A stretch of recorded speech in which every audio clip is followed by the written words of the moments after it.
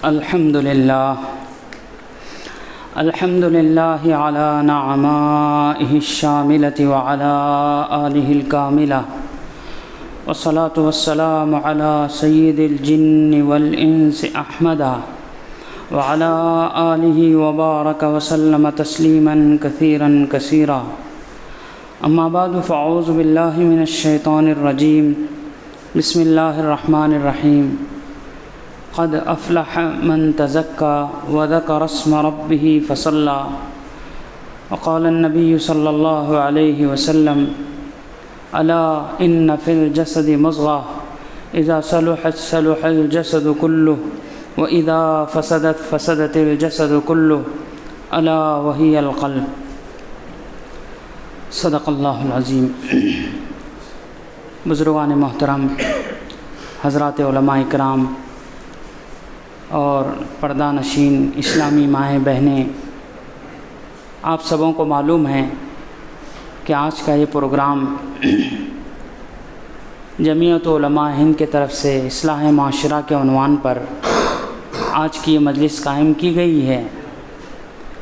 بلا شبہ اصلاح معاشرہ یہ لفظ آپ نے بار بار سنا ہوگا. آپ کو معلوم ہونا چاہیے کہ افراد مل کر خاندان بنتے ہیں اور خاندان مل کر ایک معاشرہ بنتا ہے. تو بہت سارے خاندانوں کے ایک جگہ آنے پر اور ان کی اجتماعیت کو معاشرہ کہا جاتا ہے. اور اصلاح معاشرہ یعنی ہمارے سماج اور ہمارے خاندان اور ہمارے معاشرے میں جو کمیاں ہیں، جو کوتاہیاں ہیں، اس کی درستگی، اس کو اصلاح کہتے ہیں کہ وہ درست ہو جائے. ہمارے پورے معاشرے میں ہماری درستگی، ہماری اصلاح کس پر موقوف ہے؟ ہم صرف انسان ہیں، ہم ایجوکیٹ ہیں، پڑھے لکھے لوگ ہیں، اس لیے ہم سب اصلاح یافتہ ہیں. ایسی بات ہے؟ ایسی بات نہیں ہے. ہم سب کی اصلاح وہ وابستہ ہے، وہ جڑی ہوئی ہے دین سے. اللہ کی جو سب سے بڑی نعمت دین اسلام کی اللہ نے مجھے آپ کو دی ہے، اس نعمت سے جڑے رہنے میں ہماری اصلاح ہے. اور یہ ہماری زندگیوں میں یہ نعمت نہیں ہے تو بہت ساری زندگی کے پہلوؤں میں ہم ڈیمیج اور کمیاں، کوتاہیاں، نقص ہمارے اندر ہوگا. اب رہی بات کہ جو دین اسلام زندگیاں گزر رہی ہماری، ان باتوں کو سنتے سنتے اب مجھے جو اس وقت بات کہنی ہے، اللہ کرے کہ کوئی صحیح بات جو میرے لیے، آپ کے لیے نافع ہو، اللہ کوئی ایسی بات بلوا دے. بہت مدعے کی بات میں آپ کے سامنے رکھ رہا ہوں. ہماری زندگیاں گزر گئی دین اسلام کو سنتے سنتے کہ بھئی یہ دین اسلام ہے، یہ دین اسلام ہے، یہ دین اسلام ہے. لیکن دین کے جو حصے ہمارے کانوں تک پہنچے، ہماری ماں بہنوں کے پہنچے، آپ تک پہنچے، ہمارے بچوں کے، دین اسلام کا وہ حصہ، چونکہ ہم دین سے بالکل کٹے ہوئے تھے، جس سطح کا دین ہماری زندگیوں میں نظر آ رہا ہے وہ بھی نہیں تھا. صرف نام مسلمانوں جیسے ہمارے تھے. اللہ کے کچھ بندے آئے، ہمارے گھروں تک آئے، ہمارے چہروں پر سنتیں، ہمارے لباس کی تبدیلیاں، ہمارے مسجدیں آباد ہوئی. بلا شبہ ان لوگوں کا احسان ہے ہم پر کہ ہمارے گھروں تک آئے اور آ کر ہم کو بات سمجھائی کہ جس وجہ سے، کیونکہ دین ہم تک پہنچنے کے ذرائع وہی تھے. ہمارے گھر تک آ کے ہم کو جن ماحول میں ہیں آ کر بتائیں تو بلا شبہ دین پہنچا ہم تک. کون سا دین پہنچا، کتنا پہنچا، کیسا پہنچا، پھر ہمارے من حیث القوم پوری ہماری اجتماعیت میں کیا کیا لیکیجز آئے، اس کا نفع کیا ہوا، وہ کتنی خیر آئی اور اب کتنا سفر ہمارا ابھی باقی ہے، یہ سب بہت محل نظر باتیں ہیں۔ تو شاید آپ سمجھ رہے ہوں گے کہ ہمارا پوری معاشرتی زندگی اس کا دار و مدار ہے کہ جو دین اسلام ہمارے پاس ہے وہ پورے دین اسلام سے ہم وابستہ ہوں گے تو ہمارے لیکیجز دور ہوں گے۔ ہم بالکل دین سے کٹے ہوئے تھے تو دین کا کچھ حصہ وہ ہمارے تک پہنچا تو ہم انقلاب دیکھ رہے ہیں کہ صاحب پہلے مسجدیں نہیں تھی، اب مسجدیں بہت ہو گئی، نمازی نہیں تھے اب نمازی بھی نظر آ رہے ہیں، اب چہروں پر سنتیں بھی نظر آ رہی ہے۔ اب ہم کو اس کا احساس ہو رہا ہے کہ ہاں چلو یہ تبدیلی آئی۔ لیکن تھوڑا مثال سے آپ بات سمجھیں۔ ایک بندے کو معلوم ہوا کہ بھئی یہ کائی کی دکان ہے، تو کہا یہ میڈیکل ہے، یہاں دوائیاں ملتی ہیں۔ تو ایک صاحب گئے، چلو بھائی کچھ سردی ہے، آپ نے بول کر دوائی لے لی، وقتی کچھ شفا کا ہوا، کچھ بخار ہے تو فلاں دوائی آپ نے، تو بلا شبہ اس کا انکار نہیں، لیکن باڈی سسٹم کے لیے کہ آپ کی باڈی تندرست رہے، اس کے لیے کس عمر میں یا پیدائشی کچھ بیماری لے کر آپ آئے ہیں تو پورا جو ٹریٹمنٹ ہونا چاہیے، موقع بموقع آپ کی 40 سال عمر ہے، 50 سال ہو گئی، 60 سال ہو گئی، جو آپ کے باڈی میں چینجز اور تغیرات آتے ہیں تو اس حساب سے باقاعدہ آپ اگر میڈیکل تک ہی رک جاتے ہیں اور آپ کسی ماہر ڈاکٹر سے رابطہ نہیں کرتے ہیں اور اپنا پورا معائنہ نہیں کراتے ہیں تو آپ بہت بڑی غلط فہمی میں ہیں۔ اس کا نقصان آپ خود متاثر ہوں گے اور آپ کے متاثر ہونے کی وجہ سے آپ کا گھر متاثر ہوگا، آپ کے خاندان کے لوگ متاثر ہوں گے، نقصان ہوگا اس کا۔ ایک وقتی طور پر ٹھیک ہے، تو جو دین ہم تک آج تک پہنچا اس دین کا تعلق، وہ دین کا جو تعلق جو آج ہمارے گھروں تک آ کر ہم کو اللہ کے بندوں نے پہنچایا، تو وہ دین جو آنے کے بعد ہماری جو سطح ہے اس سطح کو آپ کو سمجھنا پڑے گا کہ وہ اتنا حصے کا دین پہنچا۔ جیسے میں نے کہا کہ بھئی وقتی طور پر کچھ ہو تو آپ میڈیکل سے ایک آدھی ٹیمپروری، لیکن مستقل جو ہے آپ کو ڈاکٹروں سے رابطہ آپ پر فرض ہے، وہ ڈاکٹروں پر احسان نہیں ہے، وہ آپ کی ضرورت ہے، آپ کی ضرورت ہے۔ اور آپ دیکھو پورے دین اسلام کو آج تک جو پہنچا وہ اور جو نہیں پہنچا، اس پورے دین اسلام کو اگر میں دو لفظوں میں بتاؤں، دیکھو ایک بھی درمیان میں بات کاٹ کر میں بول رہا ہوں، ذہن میں رکھنا میں کیا بول رہا ہوں۔ تفہیم دین کو سمجھنا، بھائی کس سے سمجھیں گے؟ ایک جنرل آدمی جو قرآن حدیث کا عطا پتہ نہیں، ہم اس سے دین سمجھ رہے ہیں،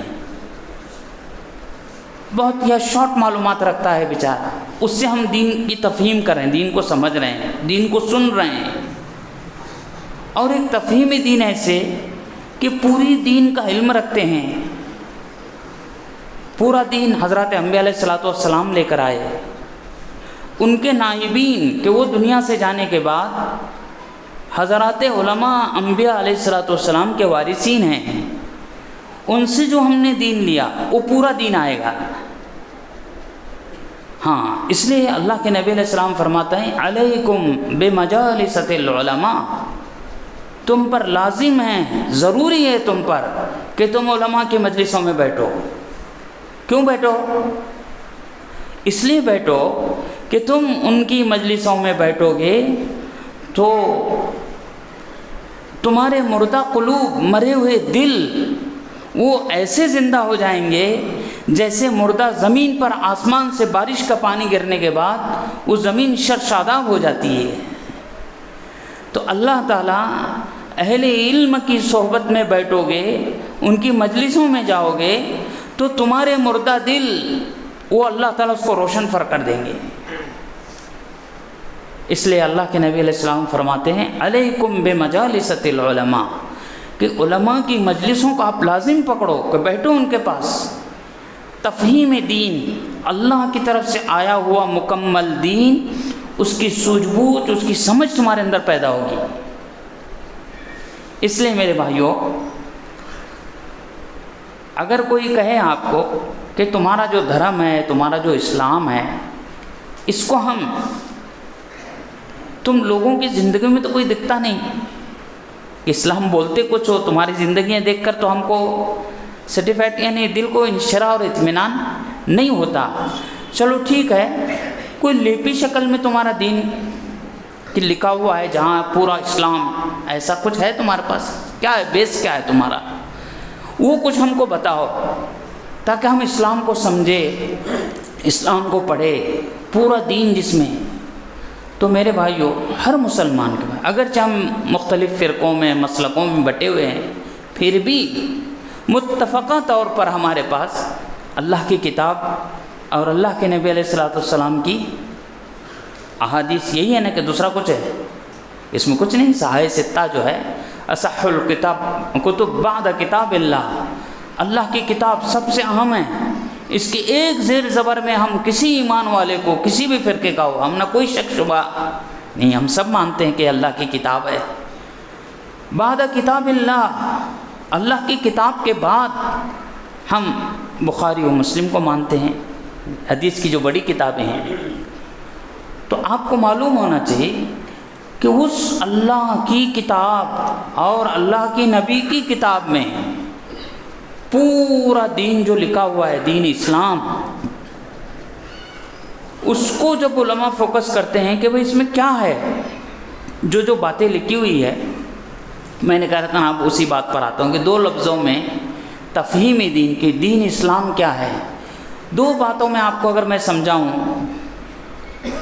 یہ دیکھو، بہت سی مرتبہ دین کی محنت، اسلام، یہ سب باتیں بہت سنی ہوئی ہیں، لیکن میں کیا کروں، کچھ محل نظر ہیں باتیں، میں ایسی نہیں بول رہا ہوں۔ آپ تھوڑا بات کو، دین کو سمجھنے کی کوشش کیجئے کہ میں کہہ رہا ہوں جو دین اسلام جو تمام طبقات اور فرقوں میں متفق ہے، اس کو اگر بولتے ہیں وہ لیپی شکل میں ہم کو دکھاؤ، تو آپ کو قرآن پاک آپ کے سامنے رکھ دیا جائے گا، یہ اللہ کی کتاب ہے، اس کو پڑھیے، آپ سمجھیے اس کو، کیا دیکھو اس میں، اور اللہ کے نبی کے احادیث۔ تو علماء جن کی زندگیاں اس کو پڑھنے، پڑھانے، سمجھنے، لوگوں تک پہنچانے میں زندگیاں گزر گئی، وہ علماء اس کتاب اللہ کی اور اس حدیث رسول کے بارے میں کیا کہتے ہیں معلوم ہے؟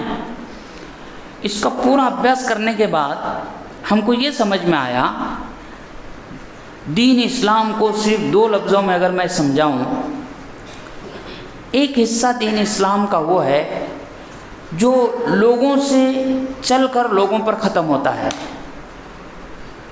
اس کا پورا کانٹیکٹ جو ہے نا لوگوں سے لوگوں کے ساتھ ہے، اور ایک دین اسلام کا وہ حصہ جو بندے سے چل کر اللہ سے اس کا کانٹیکٹ ہوتا ہے۔ دوسرے لفظوں میں حقوق العباد اور حقوق اللہ، یہ لفظ بھی آپ نے سنا ہوگا۔ پوری باتیں، پورا دین اسلام، اس کو فوکس کرنے کے بعد جو بھی اس میں ساری باتیں ہیں، اس کا ایک تو بندوں کا تعلق سمجھ میں آتا ہے کہ کیسے ہو، کیا ہو، کیسے کرنا ہے، سب پورے وہ معاملات ہیں، اور ایک وہ ہے کہ بھئی بندے کا اللہ کے ساتھ تعلق کیسے ہو، وہ احکام ہیں اس میں، پورے قرآن میں، حدیث میں۔ تو آپ کو معلوم ہے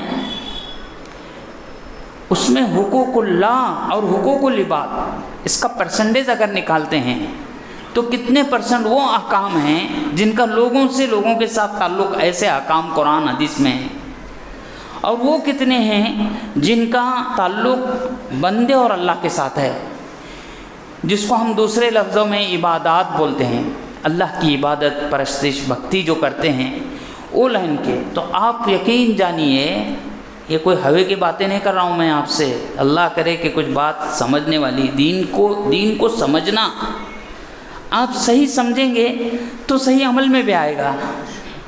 آپ صحیح سمجھ نہیں گے. ایک علم آیا آپ کو کہا فضائل کا.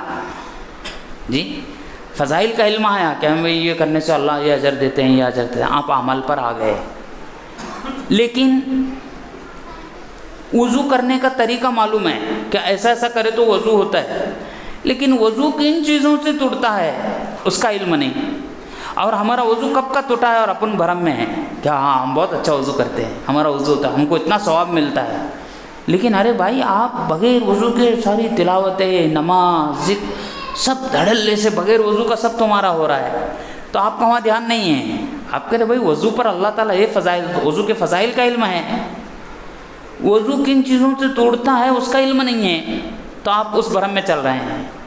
تو میں وہی کہہ رہا ہوں کہ جو باتیں حقوق اللہ والی ہیں اور وہ باتیں جو حقوق العباد کی ہیں، جن کا ریلیٹڈ اور جن کا تعلق اور جن کا کنیکشن بندوں کے ساتھ ہے، اس کا پرسنٹیج پورے قرآن حدیث میں سے ہم نکالتے ہیں تو 75% وہ احکام ہیں قرآن اور حدیث میں جن کا لوگوں سے لوگوں کے ساتھ تعلق آتا ہے، جس کو ہم حقوق العباد، جس کو ہم کیا کہتے ہیں؟ حقوق العباد کہتے ہیں.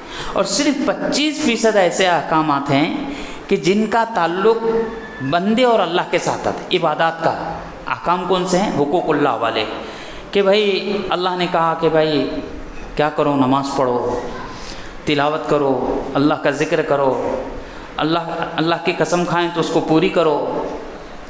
یعنی وہ احکام ہیں کہ جو صرف اللہ سے جس کا تعلق ہوتا ہے، جیسے اخلاص ہے، للہیت ہے، تو وہ تعلق اللہ سے ہوگا.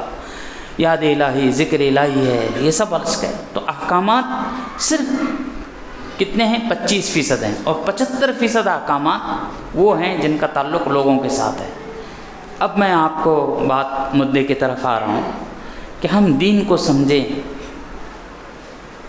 اب آپ بولو دین کا وہ حصہ، بحیثیت بڑا بھائی ہونے کے چھوٹے بھائی پر یہ دین کا میرے پاس حصہ آیا تھا، پڑوسی ہونے کے ناطے، ایک اچھا شوہر ہونے کے ناطے، ایک اچھا باپ ہونے کے ناطے، ایک اچھا اس ملک کا شہری ہونے کے ناطے، اللہ اس کے رسول کے احکام یہ تھے، میں نے یہ کیا، اب تک یہ کر چکا ہوں، آئندہ یہ کر چاہتا ہوں.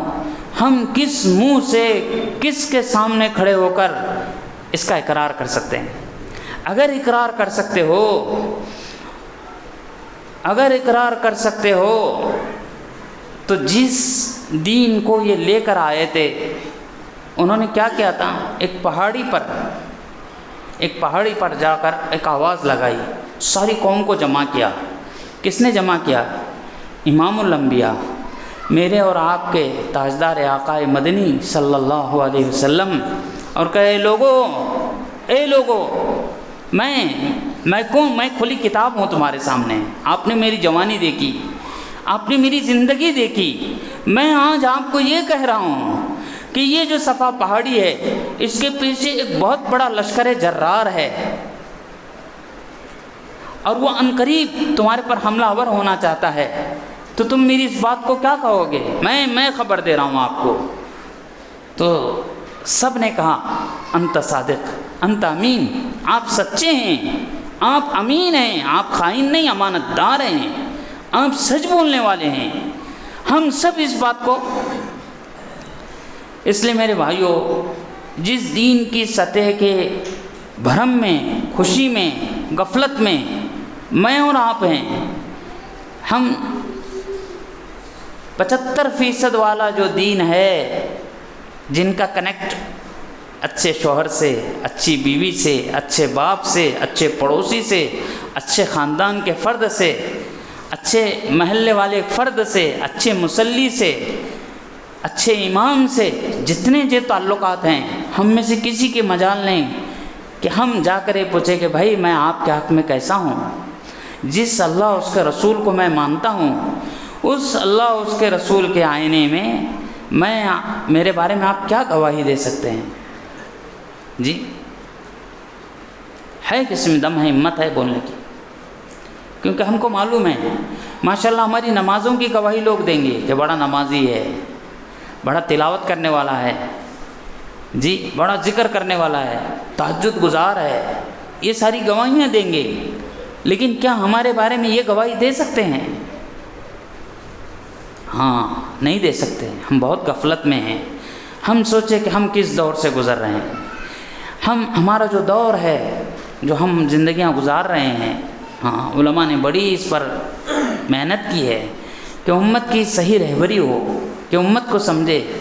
چند عبادات پر امت چند فضائل سن کر جو ہمارے دماغوں میں بھرم آیا ہے، جی ہم ظاہر میں تو بڑے حشاش بشاش نظر ہیں، لیکن اندر سے ہم اجڑے ہوئے ہیں۔ ہم مسجدوں میں آ رہے ہیں، ہماری نمازیں ہو رہی، عبادت ہے، لیکن ہم ٹینشنوں کے، غموں کے، الجھنوں کے، پریشانیوں کے بڑے بوجھ لیے ہوئے آ رہے ہیں۔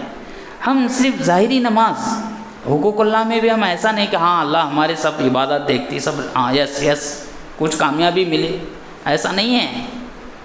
ایک بھرم ہے، ہم کو غلط فہمی ہے۔ تو آگے میں یہ آپ کو یہ کہہ رہا ہوں کہ تفہیم دین، کہ دین کو ہم سیکھیں کن سے؟ علماء سے سیکھیں۔ ہاں پورا دین حضرات انبیاء علیہ السلام دنیا میں لوگوں کو پہنچائے ہیں، اور ان کے بعد ان کے نائبین حضرات علماء، ان کے کاندھوں پر یہ ذمہ داری ہے کہ امت کو ہر لائن کا دین، ہر شعبے کا، ہر فیلڈ کا جتنا فیصد جن کا تعلق لوگوں کے ساتھ ہے، وہ پورا فیصدی دین امت کے سامنے بیان کریں، ان کو سکھائیں، سمجھائیں۔ اور لوگوں سے بھی، اس لیے میرے بھائیوں، ہر امور میں آدمی ماہر تلاش کرتا ہے کہ یہ چیز خریدنی ہے تو یعنی برانڈڈ کہاں ہوں گا، کون سی چیز برانڈڈ ہے، پہننے میں، کھانے میں، اوڑھنے میں، سب جگہ۔ دین کے معاملے میں کہ بھئی پرفیکٹ دین جو قرآن و سنت سے صحیح بات ہے وہ مجھ تک پہنچے، اس کو میں حاصل کروں، اس کے لیے ہماری بڑی کمیاں ہیں کہ ہم اس کو وہ نہیں چاہتے کہ ہم یہ چاہیں۔ ہم وہ اتنے فضائل سن کر کے اس سطح پر آئے ہیں، وہ دین جو میرے اپنے پسندیدہ ہے اتنا تو میں ہضم کر سکتا ہوں، میرے طبیعت کے اور میرے موڈ کے خلاف کوئی بات ہوتی ہے تو ابھی میرا موڈ وہ بنا نہیں ہے، دین کے وہ سطح پر میں نہیں ہوں کہ اس کو ایکسیپٹ کروں۔ لیکن کیا کریں، دین کی جو بھی عظمت اور محبت ہے اس کی وجہ سے بہت ایسا ہوتا ہے کہ ایک بیوی چاہتی ہے کہ میرا شوہر دیندار ہو، ایک شوہر چاہتا ہے کہ میری بیوی دیندار ہو، ایک بیٹا چاہتا ہے کہ ہمارا باپ بڑا دیندار ہو، باپ چاہتا ہے کہ بیٹا دیندار ہو، پڑوسی کے حق میں چاہتا ہو، کیونکہ اوریجنل اصل دین آنے سے فائدہ ہوگا، لیکن شروعات میرے سے نہیں ہونی چاہیے، شروعات دوسرے سے ہونی چاہیے۔ یہ ہمارا نظریہ ہے، ہماری سوچ ہے یہ۔ اس لیے دین سے ہم کو کیا نفع ہو رہا ہے بتائیے نا جی۔ ایک حقوق اللہ کے بھئی، الا بذکر اللہ تطمئن القلوب، اللہ کی یاد پتہ ہے کتنی بڑی بات ہے۔ اللہ تمہارے سینوں کو طمانینت اور اطمینان سے بھر دیتے ہیں۔ اللہ کا نام جو سنتا ہے، جو اللہ کا نام لیتا ہے، وہ نام زبان پر آنے کے بعد، کانوں میں سے دل پر جانے کے بعد، دل سکون و طمانینت سے بھر جاتے ہیں۔ یہ خاصیت ہے دین کی۔ دین اتنا عام ہے، لیکن ہم کو معلوم ہے کہ بھائی ہماری ساری رسمی عبادتیں ہو رہی ہے، جو اصل دین ہے 75% دین کا حصہ، اور اس کو اتنا چلر لے ہوئے ہیں ہم لوگ۔ قرآن میں علماء بیٹھے، افتؤمنون ببعض الکتاب وتکفرون ببعض، قرآن کے بعض حصے کو مانتے ہو اور بعض حصے کے انکاری ہو تم۔ اللہ کیا بولتا ہے، ارے یہ خصلت تو یہود کی ہے، یہ مومنین کی نہیں، ایمان والوں کی یہ خصلت نہیں۔ ایمان والے جو بھی قرآن کی آیتیں ان کو پڑھ کر سنائی جاتی ہے، جو بھی احکام اللہ کے اتر رہے ہیں اس کو ایکسیپٹ کرتے ہیں، اس کو قبول کرتے ہیں۔ اور یہود ان کی خصلت یؤمنون ببعض وتکفرون ببعض، بعض حصے پر ایمان لاتے ہیں، بعض حصے کو مانتے ہیں اور بعض کے انکاری ہیں۔ اس لیے میرے بھائیوں، دین کے کتنے معاملوں کے ہم منکر ہیں، یہ جاننے کے لیے ہمارے گھر سے کتنے جنازے اٹھے، ہم نے کبھی علماء کے پاس نہیں گئے کہ بھائی ہمارے گھر میں آج جنازہ اٹھا ہے، اس کے بارے میں اللہ کے کیا احکام ہیں۔ ہمارے گھر میں کتنے نکاحیں، شادیاں ہوئیں، ہم نے کبھی نہیں۔ ہمارے کتنے بچے ہمارے سامنے ملازمتوں پر لگے کہ بھائی ملازمت کے ہماری روزی روٹی حلال ہونی چاہیے، اس کے کیا مسائل ہیں؟ کتنی ہماری فیکٹریاں دکانیں کھلی، ہم نے کہاں گئے علماء کے پاس کہ پوچھے کہ بھائی اس لائن کا کیا ہے؟ نہ میراث کے مسائل تحقیق کے، نہ کچھ نہیں، اور اتنے اطمینان ہے ہم کو کہ یہ کوئی دین کا حصہ ہی نہیں سمجھ رہے ہم کہ یہ بھی دین کا حصہ۔ اس لیے آپ دیکھو، جب دین علماء کے زبانوں سے ان راستوں سے امت تک پوری دین کی رہبری ہو رہی تھی، اور اللہ نے امت میں ایک ایسی شکل بنا دی تھی کہ ہر امتی یہ سمجھتا تھا کہ اہل علم کے مجلسوں میں اپنے کو جانا پڑے گا اور وہاں سے دین سیکھنا پڑے گا۔ تب حالات کیا تھے، اور پھر جب حالات نے کلٹا مارا اور حالات نے کروٹ لی تو حالات کیا بنے؟ اب اس کا تھوڑا جائزہ تفصیلی میں بتاتا ہوں۔ ہم سمجھیں دین کو عمل کرنے کے لیے جس دور میں ہم جی رہے ہیں اس وقت کے حالات، اور وہ حالات جس سے پورا دین امت کی زندگی میں تھا، اور پھر اللہ تعالیٰ نے ملکوں کے ملک ایمان والوں کے پیروں میں لا کر ڈال دیے تھے جب پورا دین ان کی زندگیوں میں تھا، اس کو نقطے کو آپ کو سمجھنا پڑے گا۔ دیکھو جو دور سے گزر رہے ہیں نا، یہ دور کثرت معلومات کا دور ہے۔ جتنے میں آپ بیٹھے ہیں نا، ماشاءاللہ معلومات جو ہے نا مجھے اور آپ کو، کچھ نہیں، ہم بیانے سنتے ہیں، یہ سنتے ہیں، کچھ پڑھتے ہیں، تو ہمارے علم میں اضافے کے لیے نہیں پڑھتے۔ معلومات سب ہے، سب کو ہے، تمام میری ماں بہنیں جانتی ہیں، بچیاں جانتی ہیں۔ کیوں معلوم؟ کثرت معلومات کا دور ہے۔ یہ جو زمانہ میں آپ جی رہے ہیں نا، یہ معلومات کی کثرت اتنی زیادہ ہے کہ ہم ہمارے باپ بڑوں کی زندگی اٹھا کر دیکھیں گے تو معلومات کے ذرائع اتنے نہیں تھے۔ علم کی قلت تھی اور عمل کی کثرت تھی پہلے والوں کا دور۔ ابھی معلومات کی کثرت ہے، اتنا بد عملی کا دور ہے۔ کیوں؟ اس لیے کہ ذرائع علم، یعنی جن ذریعوں سے علم امت تک پہنچتا ہے وہ اتنے ہو گئے ہیں، ابھی اتنے ہو گئے ہیں کہ اب مزید اس کو بڑھانے کی ضرورت محسوس نہیں ہوتی۔ آپ بولیں گے کس علم کی بات کر رہے ہیں آپ؟ قرآن حدیث کے علم کی بات کر رہے ہیں یا دنیائی علوم و فنون کی؟ نہیں، کس لائن کا علم آپ کو چاہیے اور آپ کس لائن کا علم نہیں رکھتے؟ پہلے اب جتنے اخبار نکل رہے ہیں، تمہارے دادا وغیرہ حیات ہو تو پوچھو، ان کے بچپن میں اتنے اخبار نکلتے تھے؟ ابھی جتنی کتابیں چھپ رہی ہیں اتنی کتابیں چھپتے تھے؟ ابھی جتنے اسکول ہیں اس زمانے میں اتنے اسکول تھے؟ ابھی جتنی یونیورسٹیاں ہیں اس زمانے میں اتنے یونیورسٹیاں تھیں؟ ابھی جتنے مدارس ہیں اس زمانے میں اتنے مدارس تھے؟ ابھی جتنے علماء ہیں اس زمانے میں اتنے علماء تھے؟ ابھی جتنے مفتیان ہیں اس زمانے میں اتنے مفتی تھے؟ اتنا لٹریچر تھا، اتنا میڈیا تھا کہ میڈیا کے راستے سے کچھ بات ادھر ہوئی نہیں کہ ادھر آ جاتی، پہنچ دنیا کے کسی کونے میں ہو۔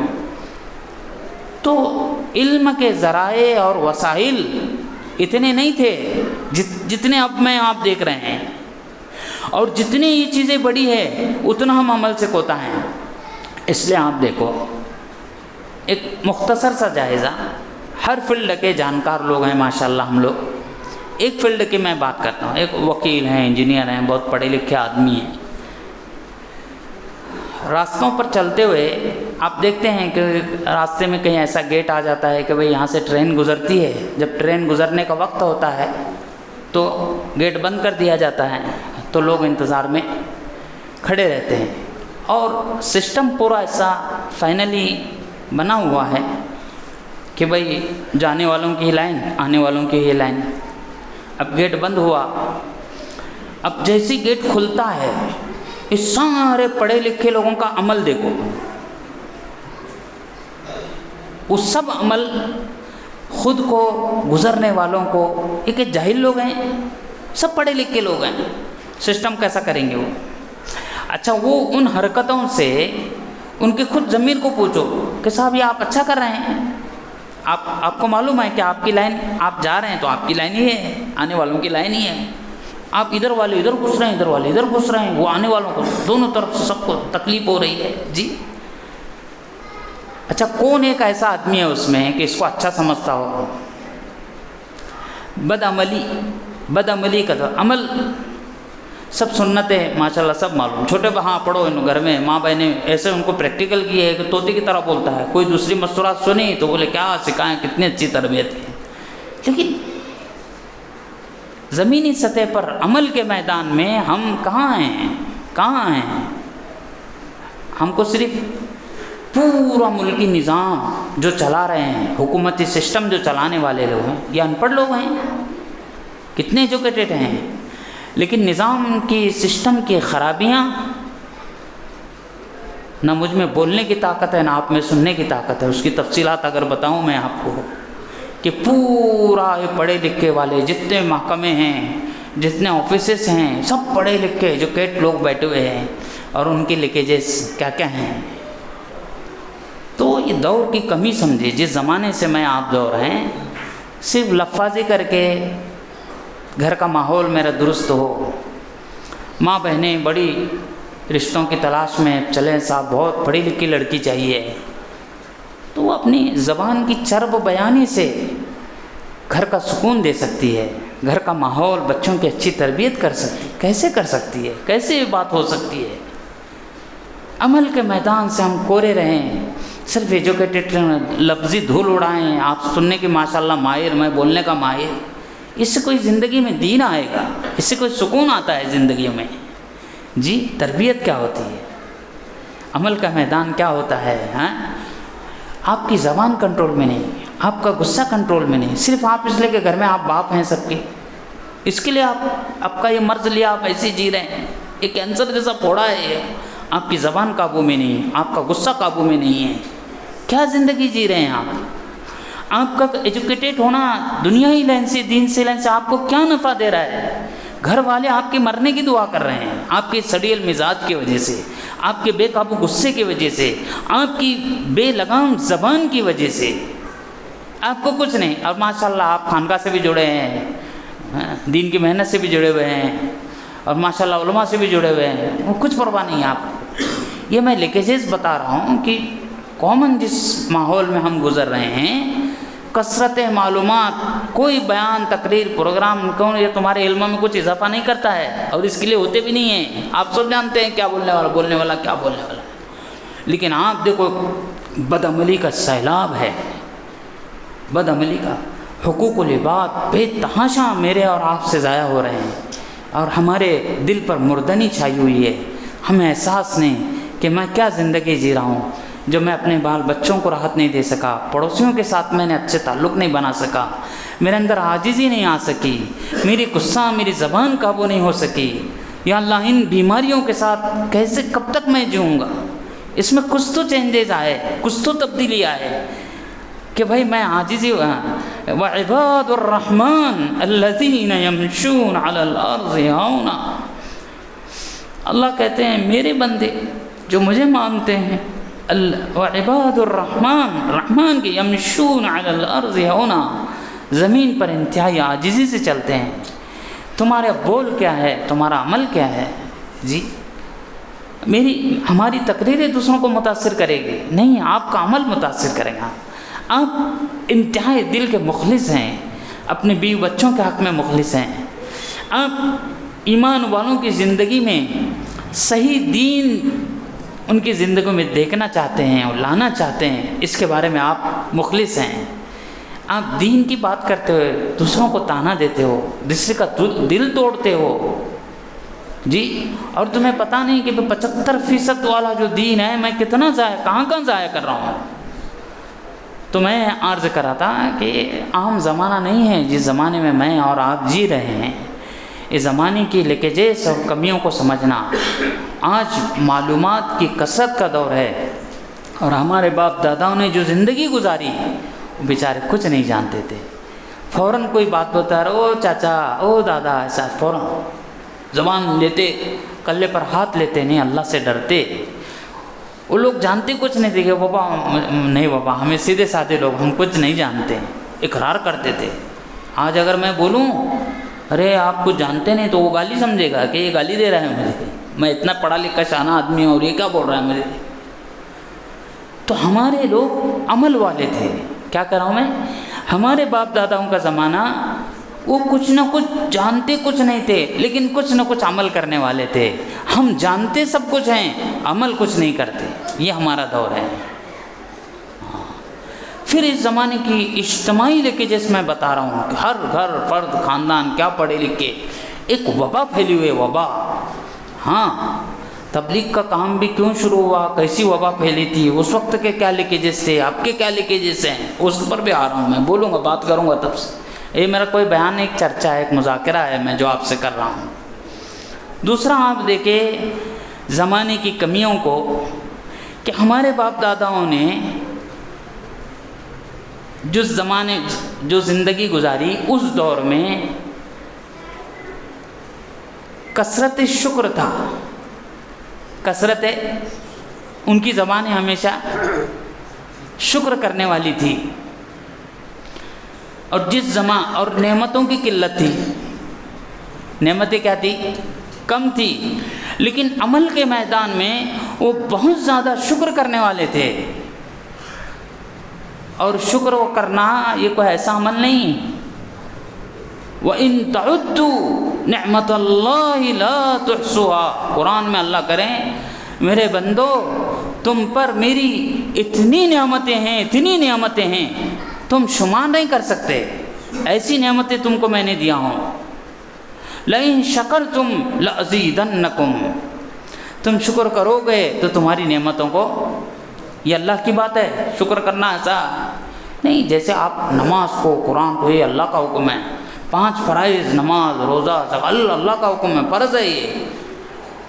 وہ باتیں جس قرآن میں لکھی گئی ہے اسی قرآن کی یہ بات میں آپ کو بتا رہا ہوں، وَإِن تَعُدُّوا نِعْمَةَ اللَّهِ لَا تُحْصُوهَا، بے شمار اللہ کی نعمتیں تم پر ہیں، تم اس کو گننا چاہو تو، اور تم شکر وَكَانَ اللَّهُ شَاكِرًا عَلِيمًا، اللہ کی نعمتوں کی شکر گزار کرنے والوں کو اللہ بڑی قدر سے لیتے ہیں، اللہ تعالیٰ یہ کہہ رہے ہیں۔ تو نعمتوں کی قلت تھی اور وہ ہمارے باپ دادا شکر گزار تھے، اور ہم لوگ نعمتوں کی کثرت ہے اور اتنے ناشکرے ہیں۔ اگر آپ کو تھوڑی سی تفصیل میں نعمتوں کی کثرت کیسے ہے آج کے دور میں، اور ہمارے باپ دادا نے نعمتوں کے بارے میں کیا دیکھا ہے، آپ میں سے صرف کھانے کا تذکرہ کروں کہ جو لوگ میں اور آپ کھا رہے ہیں نا، ایک آئٹم لے لیجئے، روٹی، صرف میں آپ کو کہوں روٹی، اس روٹی میں کتنی طرح کی روٹیاں بن رہی ہیں۔ ابھی تمہارے باپ دادا کے زمانے کے بڑی عمر کے کوئی ان سے پوچھے تو وہ بہرے بنیں گے، کیا بڑبڑ رہا ہے، کیا بول رہا ہے، روٹیوں کی 15 20 25 صرف روٹی میں آئٹم ہے، کتنی طرح کی روٹی بنتی ہے، قسم خدا کی دیکھنا چھوڑو، انہوں نے تو سنا بھی نہیں کہ روٹی میں اتنے آئٹم ہیں کیا، ڈبل روٹی، سنگل روٹی، ایسی روٹی، ویسی روٹی، لمبی روٹی، پتلی روٹی، کتنی روٹی، میں کتنا بولوں۔ آپ ہوٹل میں جائیے، اس کو بولا روٹی کا یہ لاؤ، چارٹ لاؤ، تو آپ کو ایک لمبی قطار ملے گی کہ گیہوں کی روٹی کی الگ ہے، جوار کی روٹی، باجرے کی روٹی، اس کی کتنی طرح کی روٹیاں، اور کتنے ہوٹل میں آپ جائیے کتنے۔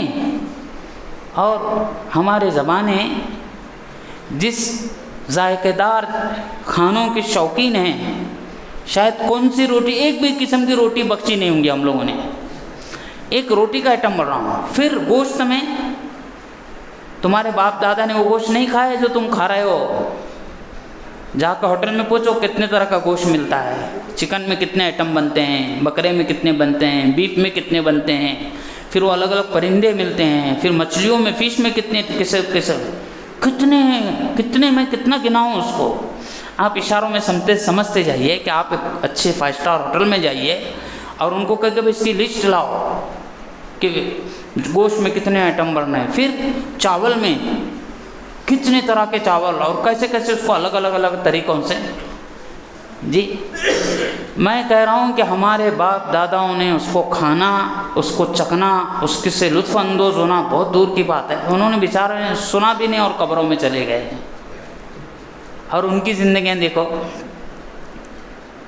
ہر وقت ہے نا، ہر وقت ایسا ہے۔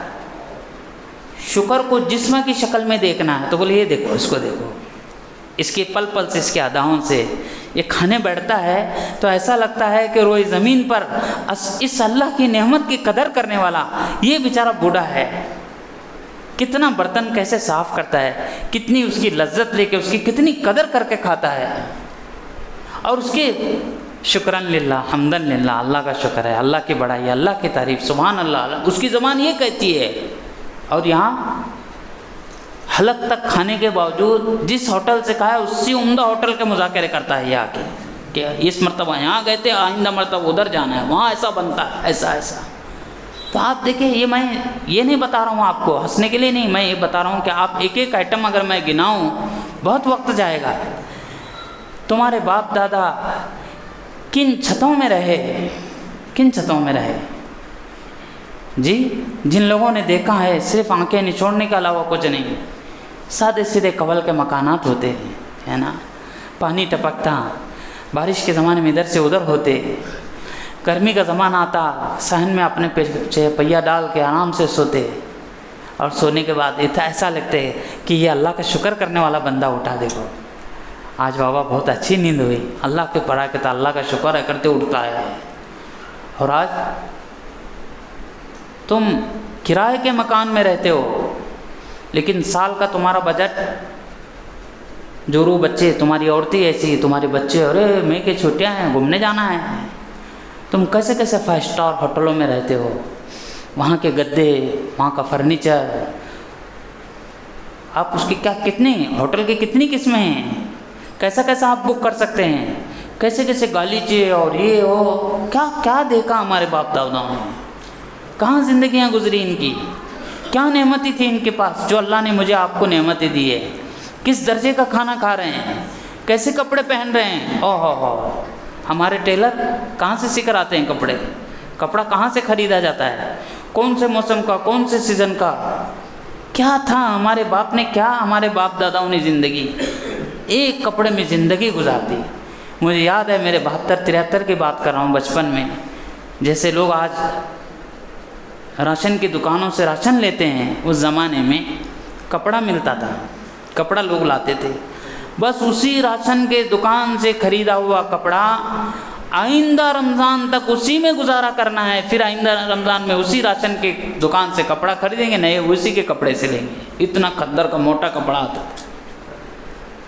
آج میرے بھائیوں، ہماری ماں بہنوں کے لباس دیکھیں، کتنے ڈیزائن، گھروں میں اندازہ کہ تمہاری بچیاں، تمہارے مستورات کتنے کپڑے بھرے ہوئے ہیں، آپ کے کیسے کیسے کپڑے ہیں، آپ کی جوتوں کی کیا کیا شان ہے جی۔ وہ موبائل تو بیچارے ہمارے کو دیکھے ہی نہیں، ہمارے بڑوں نے چلے گئے دنیا سے، آج موبائل کی کوالٹی کس میں، اس پر گھنٹوں اگر میں بولوں تو بات ختم نہ ہو۔ تو آپ دیکھو نعمتوں کی کثرت کیسی ہے، اللہ ہم کو کس درجے میں رہائش دے رہے ہیں، آج ہمارے مکانات کیسے ہیں، کچھ نہیں، فقیر سے فقیر آدمی بھی آ جائے نا، کہیں نہ کہیں لوجنگ میں جا کے اپنی حوث پوری کر لیتا ہے۔ ہمارے باپ دادا نے تو ویسی عمارتیں بھی نہیں دیکھی، اندر کا فرنیچر یہ وہ سب۔ تو خیر میں کہہ رہا تھا، پہننا، ہمارا کھانا پینا، ہماری رہائشیں، ہماری سواریاں، میلوں میلوں کا سفر بیل گاڑیوں میں بیٹھ کر ہمارے باپ داداؤں نے، سادی سیدھی گاڑیوں میں بیٹھ کر، آج صرف سفر پر جانا ہے تو آپ کوالٹی کیسے جانا ہے صاحب، پرائیویٹ گاڑی جانا ہے، ٹرین سے کرنا ہے، ٹرین میں اے سی ہے، ڈبل 2 ٹائر 3 ٹائر، آپ اس وسائل دیکھو کیسے ہیں، نعمت کی کتنی انبار ہیں۔ یہ میں کہہ رہا ہوں کہ ہر انسان کو ہر دور میں ضرورت دے رہی ہے، کھانا پینا انسان کی ضرورت کی چیز ہے، پہننا اوڑھنا انسان کی ضرورت کی چیز ہے، رہائش انسان کی ضرورت کی چیز ہے، سواری سفر کرنا انسان کی ضرورت کی چیز ہے۔ اس میں جو ڈیولپ ہوا اور اس کے اندر جو چیزیں زیادہ میں زیادہ آئی، کیا نعمتوں کی ان کثرتوں کے ساتھ ہم اللہ کے شکر گزار بندے بنے؟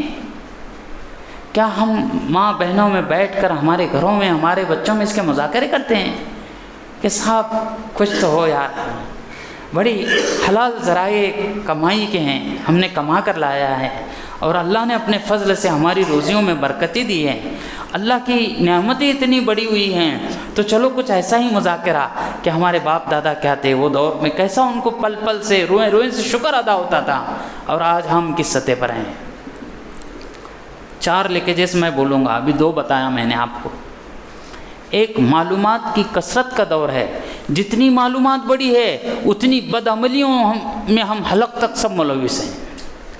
پھر ہمارے پر نعمتوں کی کثرت کا دور ہے، یہ نعمتیں بہت، لیکن اور وہ ہمارے بڑے نعمتوں کی اتنی کثرت نہیں تھی، لیکن وہ اللہ کے شکر گزار بندے تھے، اس لیے وجہ سے اللہ کی خاص فضل اور عنایت اور رحمتیں ان کے ساتھ تھیں۔ اور اس کے بعد آپ دیکھیں کہ تیسرے نمبر پر ہمارے باپ دادا کثرت سے استغفار کرنے والے تھے، یعنی کثرت سے استغفار کا کیا معنی؟ اپنے کرتوتوں پر ندامت اور شرمندگی ان کو تھی، اس لیے بار بار توبہ یا الہی، ان کے اپنے الفاظ میں وہ بیچارے اللہ سے معافیاں مانگتے، شرمندہ تھے۔ اور ہمارا دور گناہوں کی کثرت کا دور ہے، انتہائی درجے ایسے گناہ، اللہ کے گھر میں بیٹھ کر زبان زیب نہیں دیتی۔ ایک ایک گناہوں کا اگر میں تذکرہ کروں، گناہوں کے لائن سے میری آنکھیں کیا دیکھ رہی ہے، میں اللہ کے گھر میں بیٹھ کر قسم کھا کر بتا سکتا ہوں کہ میرے آنکھوں نے جو گناہ کیے ہیں، میرے بڑے باپ دادا گزرے ہیں ان کے آنکھوں سے وہ گناہ نہیں ہوئے ہیں، میرے کانوں نے جو گناہ کیے ہیں، میری زبان نے جو گناہ کیے ہیں، میرے پورے بدن میں شہوت اور شیطانیت جو آنے کے بعد میرا بردن پھڑپڑائے ہیں، بچوں کو نچا رہے ہو، ہے نا، تمہاری ساری یہ شیطانیت کی بھڑاس نکالنے کا وقت تمہارے بچوں کا برتھڈے کا دن آتا ہے، تم سب اتارتے ہو۔ کیا تمہارے باپ دادا نے یہ کیا ہے؟ کیا اس ملک کی یہ سنسکرتی تھی کہ ہم برتھڈے منائیں؟ لعنت ہے، لعنت ایسی حرکتوں پر اللہ کی۔ من تشبہ بقوم فہو من، اے مسلمانوں، وہ ایک قوم تم غیروں کی مشابہت کرتے ہو، اللہ قیامت کے دن تمہیں انہی کے ساتھ اٹھائے گا۔ کیا سکھا رہے ہو؟ ناچ گانا سکھا رہے ہو، سیسا پگھلا کر تمہارے کانوں میں ڈال دیا جائے گا۔ تمہاری آنکھیں کیا دیکھتی ہے؟ کس عنوان پر تم کیا کر رہے ہو؟ تمہاری شادیوں میں تم کیا کر رہے ہو؟ جی دیکھو آپ شادیوں میں کیا کر رہے ہیں؟ آپ کے اتہاس تمہارے بڑوں کو پوچھو کہ کس کا برتھڈے منایا گیا تھا جو ابھی تم اس کو پروموٹ کر رہے ہو، اس کو چلا رہے ہو، اس کو رواج دے رہے ہو، پوچھو یہ نا، کون نہیں تھے تمہارے باپ بڑوں میں؟ ایسا کسی نے نہیں کیا۔ ہاں ضرور یہ کیا کہ وہ عبرت پکڑنے والے تھے کہ بھئی زندگی کے اتنے سال کم ہوئے ہیں، وہ فکر مند تھے کہ میں دن بدن اپنی آخرت سے، اپنی قبر سے، اپنے رب کو منہ دکھانے کے قریب جا رہا ہوں، تو چلو میں کچھ تیاری کر لوں، اللہ کے منہ دکھانے کے لائق بن سکوں۔ ان کو یہ ٹینشن ستا تھا۔ اور تم کیا کر رہے ہو؟ جی پورے وہ یوں نہیں، علماء سے پوچھئے کہ جو کام میں جو خرافات آپ نے ڈال رکھے ہیں اس میں، اس کے وجہ سے ٹوٹلی حرام حرام حرام ہے یہ کام جو برتھڈے کے نام پر تم کر رہے ہو۔ تمہارے چہروں کی داڑیاں، تمہارے لباس، تمہاری دینداری، تمہاری دین کی محنتیں، کچھ تم کو یہ نہیں ہوتا، اس کا کچھ فرق نہیں پڑتا ہے نا۔ گناہوں کے معاملے میں ہم کیا کر رہے ہیں پتہ ہے؟ ایک نے سنا صاحب بادام کے ایسے فوائد ہیں، چلو بادام کھاتا ہوں، کاجو کے ایسے فوائد ہیں، پستے ایسے کھانے چاہیے، گھی کے یہ فوائد، کھا رہا ہے، جتنی باڈی کو اسٹرانگ کرنے والی چیزیں ہیں سب کھا رہا ہے، اور تھوڑا سا پھکا زہر کھا رہا ہے، اور مطمئن ہے کوئی بات نہیں۔ تیری جتنی باڈی کو مضبوط کرنے والی چیزیں تم کھا رہے ہو، ان قریب بولنا اونٹ پہاڑ کے نیچے آئے گا تو اپنی ہائٹ کا پتہ چلے گا، اس کو ان قریب پتہ چلے گا، ان قریب آپ کو معلوم پڑے گا کہ صاحب نمازی بھی ہو رہے ہیں، تلاوت بھی ہو رہا ہے، ذکر بھی ہو رہا ہے، سب ہو رہا ہے، اور سب حرام کام، گناہوں بری، آنکھیں گناہوں میں ملوث، دماغ، اس لیے فرماتے ہیں سینوں میں کینہ بھرے ہوئے، حلق تک سینے بھرے ہوئے ہیں کینوں کے ساتھ، حسد کے ساتھ، بغض کے ساتھ، دوسروں کی خوشی نہیں دیکھی جاتی، دوسروں کو سہا نہیں جاتا۔ ارے ایک کمانے والا ہوتا تھا تمہارے باپ دادا کے زمانے میں، کتنوں کے لیے، ارے یہ ہمارے چچا ہیں، یہ ہمارے پھوپھا ہیں، یہ ہمارے ماموں ہیں، یہ ان کے بڑے لڑکے ہیں، یہ ہماری یہ بہن ہے، یہ ہماری دادی ہے، یہ ہماری نانی ہے، یہ ہماری پھوپھی ہے۔ کیسا خاندانی نظام اور سسٹم تھا، ہر ایک کے لیے دل میں جگہ، ہر ایک کو محبت، ہر ایک کو عزت، ہر ایک کی خدمت۔ کیسا معاشرہ تھا ایمان والوں کا۔ جب پورا دین سیکھے امت نے تو ایسے صاف ستھرے معاشرے امت کو میسر تھے، خاندان اور افراد ایسے تھے کہ جن کے دلوں میں جگہ تھی کہ صحیح ہمارے چاچا بڑے ابا کے ساتھ ہم رہتے ہیں، ہمارے باپ کے ساتھ بڑا ابا نہیں رہتا، بڑے ابا کے ساتھ ہم رہتے ہیں، چاچا کے ساتھ، پھوپھا کے ساتھ، ماموں کے ساتھ، جی نانا کے ساتھ، سب کی خدمتیں کرتے۔ تو میرے بھائیوں، انتہائی گناہوں کی کثرت کا دور ہے کہ ہماری آنکھیں، ہمارے خیالات، ہمارا دل سب گناہوں سے بھرا ہوا ہے۔ اور اس کو میں بول رہا تھا نا، نیکیاں ہو رہی ہے ماشاءاللہ، ہماری ماں بہنیں بھی نماز کا، ذکر کا، درود شریف کا، جمعہ ہے چلو سورہ کہف پڑھیں گے، درود پڑھیں گے، صلاۃ التسبیح پڑھیں گے، ارے یہ سب کر رہے ہو اور ساتھ میں زہر کھا رہے ہو، یعنی اللہ کی نافرمانیاں کریں گے۔ اب بات آ گئی تو آپ کو بتاؤں، سر ٹائم ہوا تو میں آپ کو بتا رہا تھا 3 گناہ قرآن میں ایسے ذکر ہیں کہ جن کی وجہ سے تمہارے ساری نیکیاں جگہ پر آگ لگ جاتی ہے، پوری نیکیاں برباد ہو جاتے ہیں۔ 3 گناہ ایسے قرآن نے ذکر کیے ہیں۔ اللہ کے نبی فرماتے ہیں، پکی بخاری شریف کی حدیث ہے، اللہ کے نبی فرماتے ہیں آگ سوکھی لکڑی ہے نا، وہ کیسے اس کو پکڑتی ہے، پوری سوکھی لکڑی کو آگ پکڑ کے کیا کرتی ہے، سب کھا جاتی ہے۔ انسان جو حاسد ہے، جس کے دل میں دوسروں کی خوشیاں، دوسروں کی اچھائیاں دیکھی نہیں جاتی، ایسا پھوڑا ہے کینسر کا زہریلا، اس کا نام حسد ہے۔ جس بندے کے دل میں حسد ہوگا، جس اللہ کی بندی کے دل میں حسد ہوگا، جلن کرے گی اپنی سانس پر، اپنی ننند پر، اپنی بھاؤجوں پر، اپنی رشتہ داروں پر، جو بندی یہ کام کرے گی، اللہ کے نبی علیہ السلام فرماتے ہیں اس کی ساری نیکیوں کو جیسے آگ سوکھی لکڑی کو تمام کے تمام کھا جاتی ہے اور جلا کے راکھ کر ڈالتی ہے، فرمایا اس کے اعمال ایسی راکھ ہوں گے چاہے جتنے نیکیاں کرے، دل میں اگر یہ بات ہے تو۔ ہاں، کبھی ہم نے علماء سے جا کر بھئی اس لہن کا بھی اتنا بڑا پھوڑا دل میں لیے چل رہا ہوں، جیسے پرائیویٹ پارٹ میں کچھ تکلیف ہے تو پرائیویٹ میں جا کر ڈاکٹر صاحب ایسی اڑچن ہے، اس کی کیا دوا مجھے لینی چاہیے۔ جب امت علماء کے پاس آتی تھی، ماں بہنیں پردوں کے راستے سے، اپنے محرموں کے ذریعے سے اپنے امراض کہ بھئی فلاں کے ساتھ بلا وجہ میرے دل میں جلن ہوتی ہے، میں اس کا کچھ علاج چاہتا ہوں کہ میرے دل سے یہ چیز نکل جائے، میں غلط کو غلط سمجھتی ہوں، خود یہ مرض میں مبتلا ہوں، میں چاہتی ہوں کہ یہ مرض میرے سے نکل جائے۔ اسی طرح فرمایا نیکیوں کو ضائع کرنے والی چیز، ہاں، اللہ کے نبی علیہ الصلوۃ والسلام کیا ہیں؟ لا الہ الا اللہ محمد الرسول اللہ۔ جس کلمہ ایمان کو میں اور آپ پڑھ رہے ہیں، اسی کلمہ ایمان میں اللہ کی نبی کی ذات ہے، اور خود اللہ تعالیٰ نبی کے بارے میں کیا کرے معلوم؟ ایمان ہوا، یا ایھا الذین آمنوا، اے ایمان والو، لا تدخلوا بیوت النبی، نبی کے گھر میں داخل نہ ہو، الا ان یؤذن لکم، اجازت لیجئے۔ یہ بے ڈھنگوں کی طرح گھس گئے نبی میں۔ لا ترفعوا اصواتکم فوق صوت النبی، اے ایمان والو اپنی آواز کو نبی کی آواز پر بلند، لا تجعلوا دعاء الرسول بینکم کدعاء بعضکم بعضا۔ اللہ کیا کریں؟ اے ایمان والو میرے نبی کو نہ پکارو ایسا جیسے تم آپ ایک دوسرے کو پکارتے، اے اسماعیل، اے ابراہیم، ایسا، اے محمد، ایسا نہ کہو، یا ایھا الرسول، یا ایھا النبی، یا نبی اللہ، یا رسول اللہ، ایسا پکاریے ان کو۔ تم جیسے آپس میں ایک دوسرے کو پکارتے ہو، مت پکارو نبی کو۔ اپنی آواز پر، نبی کی آواز پر اپنی آواز کو بلند نہ کرو.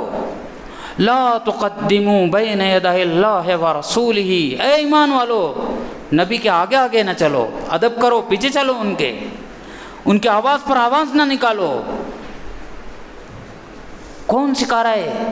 اللہ سکھا رہا ہے. اے ایمان والو اگر ایسا نہیں کرو گے، نبی کا ادب نہیں کرو گے، نبی کے سامنے زور سے بولو گے، ان کے آگے آگے چلو گے، بے ادبی کرو گے، ان تحبط اعمالکم، تمہارے سارا کیا کیا برباد ہو جائے گا، تمہاری ساری نیکیاں ریجیکٹ ہو جائے گی.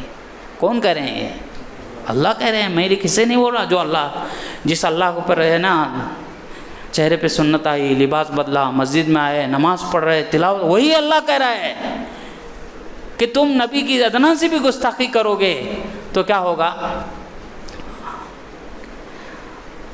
آمنوا باللہ ورسولہ اطیعوا اللہ واطیعوا الرسول.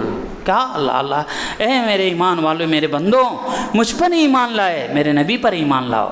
اے ایمان والو میری اطاعت کرتے ہو، میرے رسول کی اطاعت. احب الیکم من اللہ ورسولہ، اے ایمان والو اللہ سے محبت کرتے ہو، اللہ کے نبی سے محبت کرو. کون بول رہا ہے؟ اللہ بول رہا ہے. لا تقدموا بین یدی، اے ایمان والو اللہ کا ادب احترام، نبی کا ادب احترام کرو. کون سکھا رہا ہے؟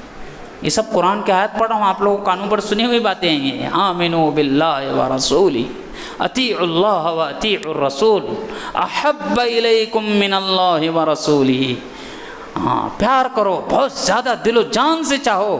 اللہ والذین آمنوا اشد حبا للہ، ہم اللہ کے عاشق بہت زیادہ ہم اللہ کو چاہتے ہیں. وہی اللہ کہہ رہے ہیں احب الیکم من اللہ ورسولہ، بہت زیادہ محبت کرو اللہ سے، رسول سے. تو میں کیا کہہ رہا تھا؟ لیکن جیس بتا رہا تھا کہ بھائی کینہ، حسد، جلن کرو گے تو ہمارے اعمال ضائع ہو جائیں. ہم اللہ کے نبی کے بارے میں ذرا بھی گستاخی کرو گے تو ہمارے اعمال. اس لیے علماء لکھتے ہیں کہ نبی کا حق ہے کہ نبی کا احترام. اب نبی دنیا میں نہیں ہیں لیکن نبی کو ماننے والے ہیں. اس کی تشریح میں یہ بات لکھی ہے کہ نبی کے بعد قیامت تک نبی کے وارثین اللہ تعالیٰ دنیا میں لاتے رہیں گے، تو ان کا ادب کرنا ایسا ہی ہے جیسا نبی کا ادب کرنا، کہ ہم ان کے سامنے بھی یہ نہ کریں. جو آداب اللہ نے سکھائے نبی کے بارے میں، تو نبی کے وارثین جیسا اس زمانے میں، جس زمانے میں نبی زمین پر ہوتے ہیں، تو سب کی ہدایت کے لیے اللہ ان کا انتخاب کرتا ہے کہ اللہ کی بات پہنچانے کے لیے بیچ میں واسطہ ہوتے ہیں امت کا. اسی طرح اللہ تعالیٰ قیامت تک کے آخری انسان تک دین چلانے کے لیے اللہ تعالیٰ قیامت تک کے طائفین علی الحق، ایک حق پرستوں کی جماعت، اہل حق کی علماء کی جماعت ہوگی، وہ قیامت تک چلے گی. اللہ تعالیٰ حق کی آواز ان کے ذریعے پہنچاتا رہے گا انسانوں تک. ہاں. اور تیسری چیز قرآن نے یہ بیان کی، ان تحبط اعمالکم، جس سے ہمارے اعمال ضائع ہوتے ہیں، وہ اللہ کی ذات عالی میں شرک ہے. اللہ کی ذات میں شرک کرنا. ہاں. اس لیے میرے بھائیوں، ایمان کے تعلق سے بھائی ہمارے بچے، آپ کھڑے ہو کر بول رہے ہیں ایمان کو سنیں. ہم بولے بھائی ایمان کن چیزوں سے ٹوٹتا ہے؟ نہیں معلوم. آپ کھڑے ہو ذرا بتائیے.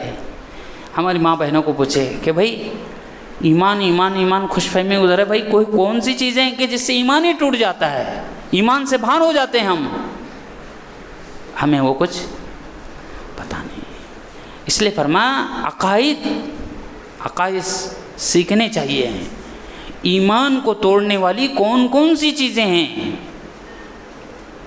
ہاں. اب درمیان میں آپ کو بتائیے بھائی، جو باتیں دین کے آپ تک پہنچی ہیں نا، گھر دے کر تیار ریڈی میڈ آپ کو دیا گیا ہے.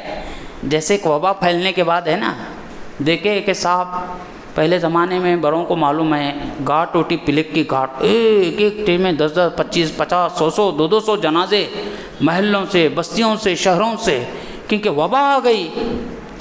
جب بے دینی کی وبا پھیلی تھی تو اب ڈاکٹر اتنے نہیں ہیں کہ سب کو علاج کر سکے. ہر ایک کو بلا کے بھائی یہ 6 گولیاں ہیں، یہ 6 گولیاں ہیں، اب لے لو. ابھی جو وبا پھیلی ہے اس سے ترنت بچنے کے لیے آپ کو ایک فارمولا دے رہے ہیں کہ یہ کھائیے، اس کے آگے کا ٹریٹمنٹ آپ کو لینا پڑے گا. جو وبا کا جو ٹیمپریچر ہے، یہ ٹیمپریچر آپ کو کیسا ڈیمیج کرے گا آپ اس کا اندازہ نہیں ہے. ٹیمپروری جو پھٹکے سے بچنے کے لیے اب یہ کام کرو. یہ تو امت کے ایمان کے لالے پڑے تھے، اس لیے فضائل بتا کر امت کو قریب کیا گیا، مسجدوں میں لایا گیا اور بتایا گیا کہ بھائی ابھی آگے کا پورا دین ابھی اس صرف 25% آپ کیا ہے، 75% اور اہل علم سے جو مین ڈاکٹر ہیں آگے کا ٹریٹمنٹ آپ کو لینا پڑے گا، اور دین کے وہ حصہ جو آپ کی زندگی سے چھوٹا ہوا ہے زندگی کے ہر شعبے میں اس کو لانا پڑے گا. یہ بات ہم کو بتائی گئی. تو خیر میں یہ درمیان میں یہ بات آ گئی تھی کہ کون سے اعمال ایسے ہیں جس سے ہماری نیکیاں ضائع ہو جاتی ہیں. تو زمانے کے لے کے جیسے میں بتا رہا تھا کہ ہم نے اور ہمارے بڑوں نے جو زندگی گزاری وہ دور اور یہ دور، ایک تو معلومات کی کثرت کا دور ہے، جانتے سب کچھ ہیں. ہمیشہ ہمارے اپنے اندر ہم کو ایک ایسا یہ ستائے کہ بھائی سننا سنانا بولنا بڑبڑنا بہت ہو چکا ہے، کچھ نہ کچھ میری زندگی کو میں ٹرننگ پوائنٹ پہ لا کر عمل پر کھڑا کر دوں. بد عملی کا دور ہے تو اعمال کے اوپر ہم کھڑے ہو جائیں. دوسرا میں نے بتایا نعمتوں کی کثرت کا دور ہے، ہم شکر نہیں ادا کریں. نعمتوں کی قدردانی خود بھی کیجئے، اس کے مذاکرے اپنے ماں بہنوں میں بچوں میں اپنے گھروں میں کیجئے کہ اللہ کی کتنی نعمتیں سے تمہارے باپ بڑے محروم تھے، اللہ نے تم کو کتنی نعمتیں، اللہ کی نعمتوں کا شکر ادا کریں. پھر میں نے کہا کہ گناہوں کی کثرت کا دور ہے کہ ہمارا جو زمانہ ہم گزریں، گناہ کی کوالٹیاں اگر آپ کو موٹے موٹے میں گناؤں کہ اس زمانے میں ہم ہمارے باپ بڑے ایک آدھ بات زبان سے غلط نکلتی تو کان پکڑتے ہو ہے نا، سامنے والے سے معافی مانگتے. اور آج ہم جھوٹ اتنا اچھی طریقے سے بول رہے ہیں کہ سچ ہر زندگی سے سچ رخصت ہو چکا ہے. اور موبائل یہ تو ہمارے پکا ایک نمبر کا جھوٹا اس کی گواہی دینے کے لیے، کیونکہ موبائل میں جو بھی بات ہو رہی ہے سب جھوٹ بات ہو رہی ہے، گڑ ڈالنے کی بات ہو رہی ہے، غلط بات ہو رہی ہے اور قرآن کیا کہتا ہے جھوٹوں کے بارے میں معلوم ہے؟ الا لعنت اللہ علی الکاذبین، اللہ کی مار پٹکار لعنت ہو جو جھوٹے ہیں. صبح سے شام تک موبائل میں لوگوں سے مل رہا ہے. ارے کم سے کم 1 گھنٹہ تو قسم کھا کہ میں اپنا 1 گھنٹہ نگرانی کروں گا کہ میری زبان سے کوئی جھوٹ بات نہ نکلے. یہ تو صرف زبان کا بول رہا ہوں، آنکھوں کے لائن کا، کانوں کے لائن کا، ہاتھ پیروں کے لائن کا، دل کے لائن کا، دماغ کے لائن میں. ہر سوچنے کی بھی ایک ٹینڈنسی ہے نا، اس سے کچھ لائن دوری ہوتی تھی.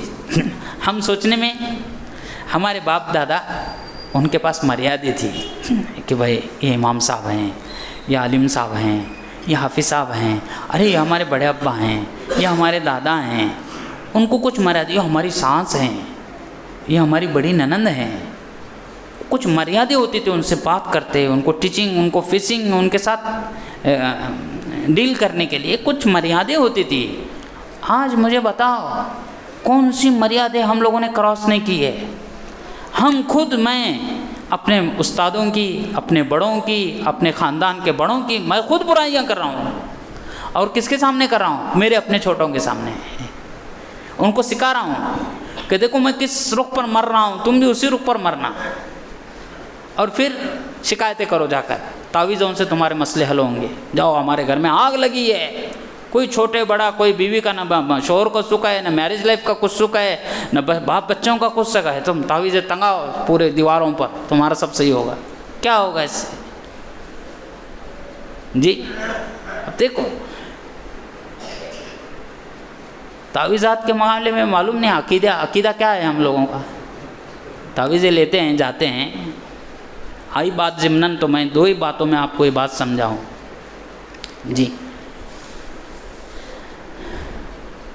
پہلے آپ کو معلوم ہوگی زمانے میں کچھ زخم اڑتے تھے. ارے یہ زخم، اس کا نام الگ الگ ہے نا، وہ بڈھے لوگوں کو معلوم ہے. عام زخم نہیں ہوتی تھی، وہ ذرا علیحدہ ہوتی تھی. پھر وہ بولتے تھے ارے وہ فلاں گاؤں میں جا، انہیں وہ بنتا ہے. پھر وہ گئے دیکھے کیا نہیں، انہیں کہ پالا لایا کچھ تو تھا بندہ، اور اللہ سے وہ ارے اس کے پیٹ ناگن اٹھی ہے. ایسا ایسا ایسا زخم ہو رہا ہے، وہ ملی تو مرتا ہے، ایسا ہوتا ہے، پھر وہ اس کی دوا کون دیتا ہے؟ تو آپ اس کے پاس جانے گا، کون رہے تو جو 20-20 سال ڈاکٹر ہیں جو سائنس میں محنت کرے، ان کے سامنے تیری کیٹیگری کیا؟ وہ جو کر رہا ہے نا، آپ بولے کچھ نہیں، ہمارے ہاتھ میں ہے، باپ بڑے سے دیے، وہ کر رہا ہوں، پھر تم نہ کون، ارے وہاں جو نہ کو ایسا کون بولے؟ یہ زخم کتے دن کا، 4 دن آئے، ٹھیک ہے لاج جا، لگا دوا بڑھ پٹی سے، بعد میں ہے کہ نہیں، ادھر ڈکو دیکھو بھی نہ کو، ادھر پھینک، ادھر اس کے پٹی اس کے منہ پر مار، ادھر جاؤ نہ ادھر، ایک وقتی طور پر تجھے دے، ٹھیک ہے، اس کو ایک فن ہے، وہ فن ہے، وہ کوئی کرتا درتا نہیں، کوئی تعویذ کر رہا ہے تو کہ بھائی صاحب اس کو اللہ تعالیٰ نے پورے اختیار دے اور اللہ تعالیٰ اپنی جگہ پر سے ریٹائر ہو گیا، اس کو بٹھایا، ایسا ہے عقیدہ ہے؟ ہم ایسا سمجھیں جی، سب ایمان کو ڈیمیج کرنے لیں، لفظ اللہ پر اور قرآن کے آیتوں پر، ان کی زبان میں تاثر، کوئی گھر میں بڑا بڈھی ہوتی ہے، بڈھا ہوتا، ارے لا آج اس کو بچے کو ذرا نظر ہوئی ہے، 2 آیتیں پڑھا، بچہ الحمدللہ جگہ پر صحیح ہو گیا۔ وہ جھوٹی زبانیں نہیں تھی، اللہ کا کلام جھوٹی زبانوں سے نہیں پڑھا جاتا تھا، اس لیے ہر فن ڈیولپ ہوا ہے نا، تو یہ بھی تعویذوں کا بھی فن ایسا ڈیولپ ہوا ہے نا، مارکیٹ میں کیا کیا چل رہا ہے اس کی ڈیٹیل میں نہیں جاتا ہوں، آپ دیکھ رہے ہیں وہ، تو ہماری عقائد خراب ہیں کہ اللہ کی ذات سے جو ہم کو تعلق ہونا چاہیے، ہم سب محتاج ہیں۔ ایک دیکھو میڈیکل میں جاتے ہو نا، کیسے وہ جب بل بنا کے دیتا ہے نا، کڑ کڑ کڑ کڑ ایسے دل میں سے پیسے دیتے ہو، اللہ دوبارہ پیرا چڑھو نہ کو، یہی بولتے ہو نا، اور یہاں سالہ ایک مرتبہ بچہ پیدا ہو سے لے کر قبر میں اترنا کس کی تعویذ اترتی نہیں، ایسا کیسا جین اور بھوت لگا ہے اس کو جی؟ یہ تو بھائی وقتی طور پر وہ ایک فن ہے، وہ علاج کے طور پر تھا، اس کو لے کے عقیدے کے تعلق سے کہ بھائی یہ کرنے والے، اس لیے متفقہ طور پر یہ بات میں دلیل کے ساتھ کہہ رہا ہوں، اہل علم بھی یہاں بیٹھے ہیں، متفقہ طور پر جن لوگوں نے، جن علماء نے عملیات کے لائن میں کام کیا ہے، ان کی کتابوں کے حوالے سے یہ بات میں کہہ رہا ہوں، ان کو کہا گیا کہ یہ سارا عملیات کا یہ کس سے ریلیٹڈ ہے، اس کے تانے بانے کہاں جوڑتے ہیں؟ متفقہ طور پر تمام علماء، بھائی اس کا تعلق تجارت سے ہے، عبادت سے نہیں۔ کیا لکھا ہے؟ کیا لکھا ہے؟ سنیں، اس سے پہلے بات یہ سنیں، میں ہوے میں نہیں کر رہا ہوں، اس کا حوالہ دے رہا ہوں، آپ کون سی کتاب مجھے، ہاں ساری اس علاقے کے مشہور بڑے عالم جو زمانے سے جنہوں نے وہ کیے، ان کی خود کتاب میں آپ کو میں لکھا ہوا یہ بات بتا دیتا ہوں کہ انہوں نے کہ بھائی یہ جو شغل ہے اس کا تعلق کیسے ہے؟ ہاں ایک آدمی تلاوت کر رہا ہے، نماز پڑھ رہا ہے، پڑھا رہا ہے، سکھا رہا ہے، قرآن پڑھا ہے، یہ وہ ہاں بولیں گے یہ عبادت ہے، تسبیح کر رہا ہے، ذکر کر رہا ہے۔ اور ایک آدمی پیاز ٹماٹر بیچ رہا ہے تو آپ کیا بولیں گے؟ دھندا ہے، کاروبار ہے وہ۔ تو یہ سب میٹر کا تعلق اس کا نہیں سمجھے، پھر تجارت کیا حرام ہے؟ ضرورت کے بھائی روز کا پوتے لگاتا ہے ٹماٹر، جب ضرورت پڑی کلو آدھا کلو، بات ختم کر دے، اپنی ضرورت پورا کر لے۔ نہیں سمجھے؟ سمجھ رہے ہیں کہ نہیں؟ جیسے پھوڑا پھنسی ہو گئی، بھائی وقتی طور پر دوا لگا لیا ہے، علاج ہے بطور کے، بات ختم ہو گئی۔ اس کو سارا ہمارا عقیدہ جیسے وہ کوئی کرتا دھرتا ہے، اگر ہم ایسا سمجھتے ہیں تو ہم ہمارے عقیدے اور ایمان کو ڈیمیج کرتے ہیں، اور ہماری ماں بہنیں بیچارے جو کچھ بہت توکل اللہ پر اعتماد رکھنے والے، ان کے ایمان کا بھی ستیہ ناش کر دیتی ہے زبردستی کا، خود بھی در بدر کے ٹھوکرے چکرے۔ اس لیے مولانا خیر محمد حجازی مکی، ان سے کسی نے کہا کہ صاحب یہ جنات شیطان لگتا ہے، صحیح ہے، اور پھر لوگ جاتے ہیں عامل کے پاس اور وہ نکالتے ہیں اس کو، وہ نکالتا ہے اس کو اندر سے، کیا یہ بات سے وہ نکلتا ہے، ایسا چلا جاتا ہے کیا؟ نکل لگے، جنات تو جاتا ہے، مطلب وہ عامل آنگ میں سے جاتا نہیں، وہ مرے تک رہتا ہے اس کے، کیسے بھی بھاری جن آئیں دے وہ سب نکل کے لے جاتے ہیں، لیکن یہ نہیں جاتا اس کے، حالانکہ وہ جنات سے پہلے یہ جانا چاہیے، اس کی عقیدے خیالات میں سے جانا چاہیے کہ نہیں؟ تو خیر بات چلتے چلاتے بات کہیں دوسرے رخ پر گئی۔ میں یہ عرض کر رہا تھا کہ ہمارے عقائد کا ایمان ڈیمیج کس سے ہوتا ہے؟ ہم عقائد کہاں سیکھے ہیں؟ صرف ایمان کے فضائل سن رہے ہیں، لیکن بھائی میں بولا نا ایمان کی محنت کرتے کرتے کرتے میں کہا خوب کاجو بادام پستے کھا رہے ہیں ماشاءاللہ، اور ساتھ میں زہر بھی کھا رہے ہیں، تو رزلٹ کیا آنے والا مجھے بولو؟ کون غالب آنے والا؟ غلبہ کس کا ہونے والا؟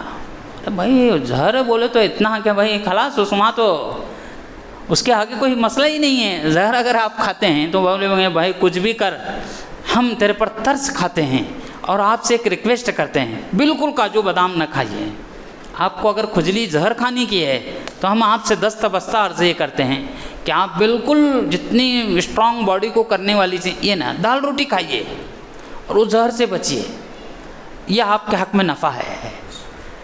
عبادات اور یہ کی کثرت تھوڑا سا کم کیجیے لیکن گناہوں سے بچیے، آنکھ کے لائن کا گناہ، زبان کے لائن کا گناہ، کانوں کے لائن کا گناہ، اب ان گناہوں سے بچیے، تمہارا ایمان مضبوط ہوگا۔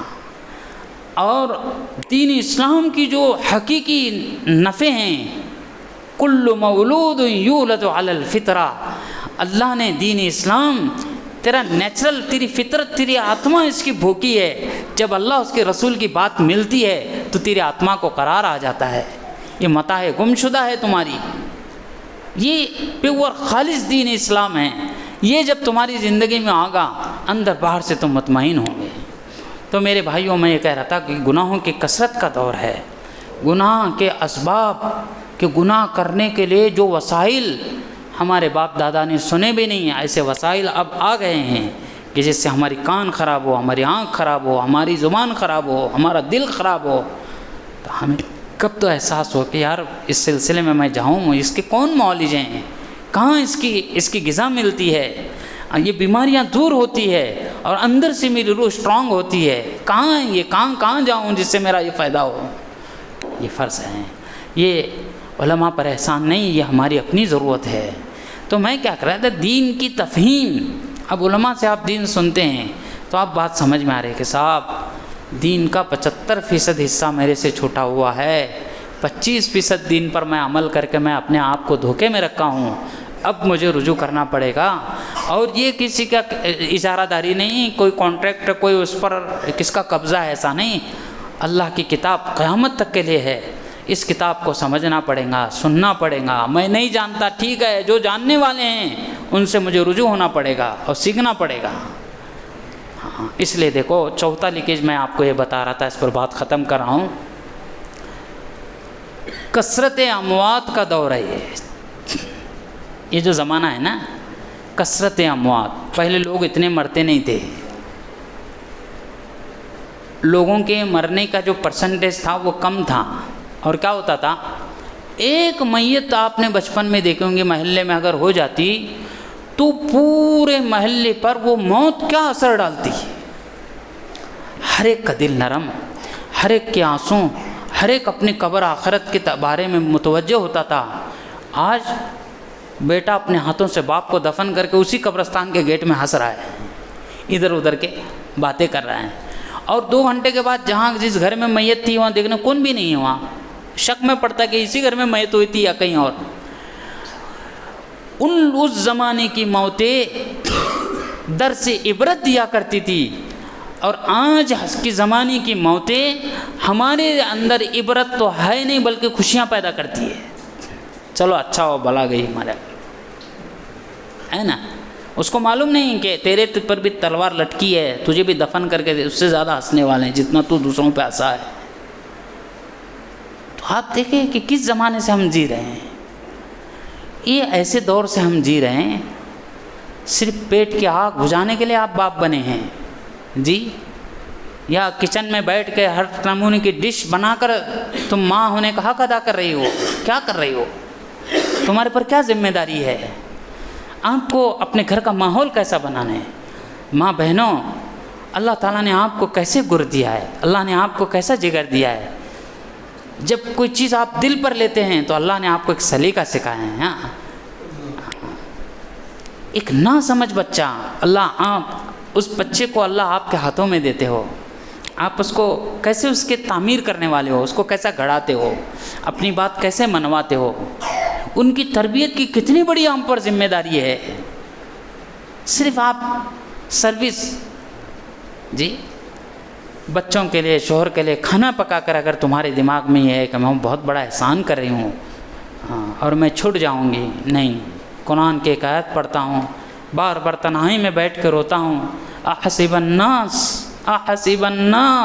اللہ کہہ رہے ہیں اے لوگو کیا تم نے گمان کر رکھا ہے، احسب الناس ان یترکوا ان یقولوا آمنا وہم لا یفتنون، کیا کہہ رہے ہیں اللہ تعالیٰ، اے لوگو کیا تم نے یہ گمان کر رکھا ہے ہم مومن، ہم مسلمان تھے، اللہ تم کو چھوڑ دے گا، وہم لا یفتنون، تم کو آزمائے گا نہیں، تمہاری امتحان نہیں لے گا، تمہارا ایگزام نہیں لے گا، لے گا، تم امتحان گاہ میں ہو، سیر سپاٹے کی گاہ نہیں ہے، یہ کوئی چراگاہ نہیں ہے کہ جیسے جانور چر کے اپنا اینڈ پوری کی، تو تم چراگاہ میں نہیں آئے ہو، تم تفریح گاہ میں نہیں آئے ہو، تم سیر گاہ میں، سیر سپاٹے کی گاہ میں نہیں آئے ہو، تم امتحان گاہ میں ہو، تم حالت جنگ کے اندر ہر سپاہی جیسا ایکٹیویٹ رہتا ہے ایسے تم عام حالات میں نہیں ہو، ایمان کے اعتبار سے فتنے کے حالات میں تم گزر رہے ہو، تم کو ایکٹیویٹ اور ایک دم چاق و چوبند رہنا پڑے گا کہ بھائی ایک اچھی بیوی بنوں، ایک اچھی ماں بنوں، بچوں کا ایک اچھا باپ بنوں، پڑوسیوں کا ایک اچھا پڑوسی بنوں، امام کا ایک اچھا مصلی بنوں، وبال جان نہ بنوں امام کے لیے، اچھا مصلی بنوں، اچھا امام بنوں، یہ سب فکریں ہم کو کرنا پڑے گی، اور اس کے بارے میں اللہ کے ہاں آپ کو حساب دینا پڑے گا۔ اس لیے فرمایا کہ میرے بھائیوں، ظاہری نیکیوں کے ساتھ قد افلح من تزکا، جس نے اپنا تزکیہ کیا، اپنی اندر کی گندگیوں کے بارے میں پریشان ہوا، اس لیے علماء فرماتے ہیں جس نے اپنا ظاہر بنایا بغیر باطن کے، اندرون میں کچھ نہیں، اوپر سے سب جھبا کبا آ گیا، قیامت کے دن ایسا ظاہر منہ پر مار دیا جائے گا، رزق سوکن تیرے اعمال برباد ہیں، ریجیکٹ کیے جائیں گے ہمارے اعمال۔ اس لیے ہم کو اندر کے باطن کے بنانے کے ساتھ ظاہر کا بنانا پڑے گا۔ اس لیے میرے بھائیوں بہت ضروری ہے کہ ہم علماء سے جڑے، قرآن و سنت کا علم ہم نہیں جانتے لیکن کم سے کم جو جانتے ہیں ان سے تو جڑو، ان سے محبت تو کرو، ان سے تعلق تو جوڑو۔ وہ سب چھوڑ کے اگر ہم نفرت کرتے ہیں، مقابلے پر آ جاتے ہیں اور کینہ اور بغض رکھتے ہیں تو میرے بھائیوں بہت ڈر ہے۔ حضرت رشید احمد گنگوئی رحمۃ اللہ علیہ، سو حضرت شاہ الیاسی رحمۃ اللہ علیہ کے پیر و مرشد ہیں، وہ فرماتے ہیں کہ جو بلا وجہ اہل علم سے بغض رکھتا ہے، مجھے بہت ڈر ہے کہ اگر اس کی قبر کھودی جائے اور اس کو نکالا جائے تو فرشتے اس کا منہ قبلے کی طرف سے ہٹا کر دوسرے رخ کی طرف ڈال دیتے ہیں کہ اس کے سینے میں اہل علم کی برائی تھی۔ اس لیے میرے بھائیوں بہت ضروری ہے کہ ہم دین اصلی اعتبار سے پورا دین سیکھیں، تفہیم دین کو سمجھو گے تو انشاءاللہ تمہارے دین عملی زندگی میں آئے گا۔ اس لیے ہم دین کو سیکھیں، دین کو سمجھیں اور پھر اس کے بعد عمل پر آئیں۔ تو اس لیے دین کے معاملے میں ہماری پر بہت بڑی ذمہ داری ہوتی ہے۔ ماشاءاللہ اہل علم اور کچھ جوان طبقہ جمعیت علماء کے نام سے محنت میں لگا ہوا ہے، اس کی نقل و حرکتیں ہو رہی ہے، کام ہو رہا ہے، تو اس کام کو یہاں اسٹاپ نہ کیجیے، اس سلسلے کو آگے چلائیے، اور درس قرآن، درس حدیث، اگر یہاں کے علماء اس سلسلے میں متوجہ ہیں تو ضرور اس کو شروع کیجیے۔ براہ راست اللہ اس کے رسول کی بات کو، فرقہ بندیاں، تفرق آبادیاں، پارٹیاں، مسلکیں، سب سے اٹھ کر اللہ اور رسول کے بات پر ہم سب کو آنا ہے، اور اسی میں ہماری نجات ہے۔ اللہ تعالیٰ جو کچھ باتیں کہی گئی، سنی گئیں، اللہ تعالیٰ مجھے بھی آپ کو یہ عمل کی توفیق عطا فرمائیں۔ آخر میں ایک گزارش کرتے ہوئے بات یہ کرتا ہوں کہ دیکھو آج کل جوان طبقے میں نشہ جو چل رہا ہے، نشے کے بارے میں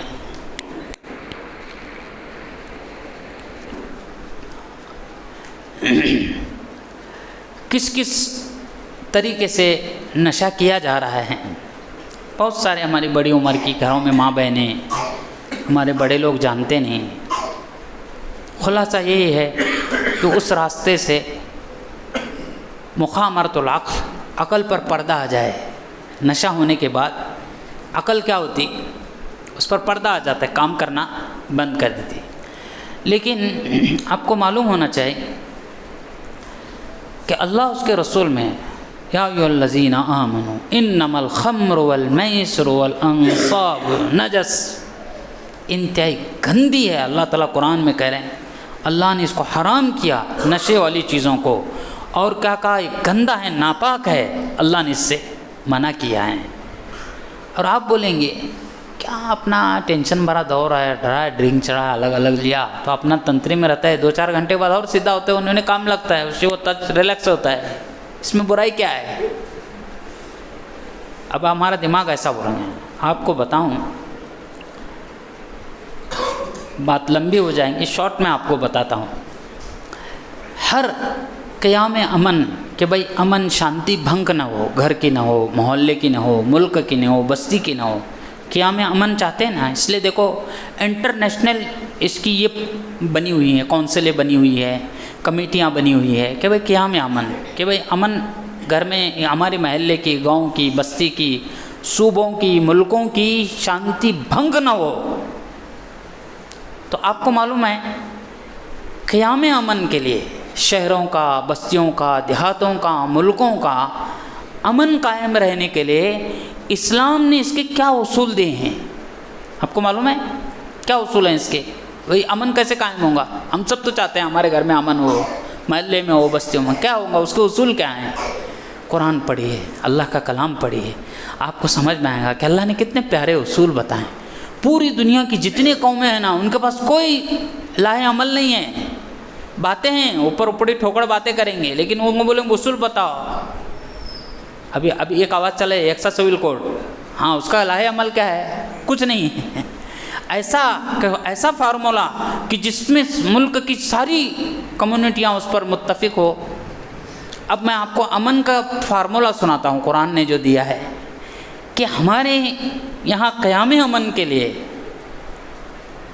اسلام کہتا ہے کہ بھئی جس کمیونٹی میں، جس ملک میں، جس بستی میں قیام چاہتے ہو، امن چاہتے ہو، تو اس کے لیے اصول ہے۔ کیا اصول ہے؟ کہ لوگوں کی جان محفوظ ہو، لوگوں کا مال محفوظ ہو، لوگوں کی عزتیں محفوظ ہو۔ اب بتاؤ، بڑے بڑے میں قیام امن کی باتیں کریں اور لوگوں کی جانیں ضائع ہو رہی ہے، لوگوں کا مال ضائع ہو رہا ہے، لوگوں کی عزتوں کو اچھالا جا رہا ہے، تو اس کمیونٹی، اس معاشرے، اس ملک میں، اس محلے میں امن آئے گا؟ اسلام نے کہا نہیں، اس کی گارنٹی دینا پڑے گی کہ لوگوں کی جان محفوظ ہو، لوگوں کا مال محفوظ ہو، لوگوں کی عزتیں محفوظ ہو۔ چوتھی چیز، 4 اصول بتائے، چوتھی چیز اسلام نے بتائی کہ لوگوں کی عقل محفوظ ہو۔ عقل محفوظ نہیں ہوں گی بھائی، بھیجا ہی اس کا پر پردہ پڑا ہوا ہے، عقل ہی خراب ہوئی ہوئی ہے، تو ڈینجر آدمی ہے، وہ کچھ بھی کر سکتا ہے کہ نہیں؟ اس لیے قرآن نے کیا کہا؟ وَلَكُمْ فِي الْقِصَاصِ حَيَاتٌ، کوئی کسی کی جان پر ہاتھ ڈالا ہے، وَالسِّنَّ بِالسِّنِّ وَالْعَيْنَ بِالْعَيْنِ وَالْأَنْفَ بِالْأَنْفِ، کسی کی ناک توڑتا ہے، کسی کی آنکھ توڑتا ہے، کسی کی دانت توڑتا ہے، کسی کی گردن اسی کی گردن ماری جائے گی جس نے یہ کام کیا۔ اسلامی نظام کیا ہے؟ ایسا کسی پر ظلم کرتا ہے، کسی کی جان پر ہاتھ ڈالتا ہے، اس کی جان لی جائے گی۔ وَلَكُمْ فِي الْقِصَاصِ حَيَاتٌ، اگر اس فارمولے پر تم عمل کرو گے تو دوسرے سارے لوگوں کی جان محفوظ۔ وَلَكُمْ فِي الْقِصَاصِ حَيَاتٌ، زندگی ہے سارے لوگوں کو، ایک کو اگر ویسی سزا دو گے تو۔ وَالسَّارِقُ وَالسَّارِقَةُ فَاقْطَعُوا أَيْدِيَهُمَا، چوری کرتا ہے اس کا ہاتھ کاٹو، چوک میں کاٹو، معلوم پڑے، دوسروں کے مال پہ ہاتھ ڈالتا ہے دوسروں کا مال محفوظ رہنے کے لیے، بولے ایک کے ہاتھ کاٹو گے ساروں کا مال محفوظ ہو گیا۔ پھر عزت پر ہاتھ ڈالتا ہے کسی کے، الزانیۃ والزانی فاجلدوا کل واحد منہما مئۃ جلدہ، کسی کی ماں بہنوں بیٹیوں کی عزت سے کھیلتا ہے، اس کو رجم کرو، پتھر سے گڑھا کھوڑا جائے گا، اس پتھروں سے مارا جائے گا، یا اور پھر کیا جائے گا، کوڑے لگائے جائے گا غیر شادی شدہ ہے تو۔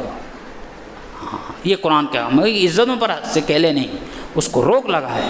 اور پھر کیا کہا کہ بھائی ہر وہ چیز جو نشہ لاتی ہے، نشہ لانے کے بعد عقل کام کرنا بند کر دیتی ہے، صحیح غلط کی تمیز، اس لیے بابا لوگوں کی عقل محفوظ ہو، تو ہر وہ چیز جو نشہ لاتی ہے اسلام نے کہا حرام، اگر کوئی کرتا ہے، امیر المومنین ہے، اسلامی نظام ہے، تو اس کو سزا دی جائے گی، کوڑے مارے جائیں گے اس کو، تو لوگوں کی عقل بھی محفوظ ہو، لوگوں کا مال بھی محفوظ ہو، لوگوں کی عزتیں بھی محفوظ ہو، لوگوں کی جان بھی محفوظ ہو۔ یہ جب محفوظ ہوگا تو قیام امن ہوگا۔ تو میرے بھائیوں، اب اس میں دونوں باتیں آئی کہ زنا خوری کے اڈے، زنا خوری کے اسباب سب بھرے پڑے ہوئے ہیں ہماری نسلوں کو، ان گندگیوں سے، ان نشہ خور چیزوں سے، اور غلط بڈے والے غلط غلیظ رسمات سے ہم سب کو بچانا ہے۔ آج کی مجلس کا خلاصہ میں اسی لیے چند باتیں میں نے آپ کو کیا کہ آپ اس سلسلے میں علماء کو مزید بلائیے اور توجہ دلائیے کہ ہماری آنے والی نسلیں ان بڑے بڑے گناہوں میں ملوث ہیں، اس زہر کھانے سے بدتر ہیں، ہماری آخرت برباد ہے، ہماری دنیا بھی برباد ہے، ایسے گناہ ہیں، اس لیے ان سب گناہوں سے بچنا ہے۔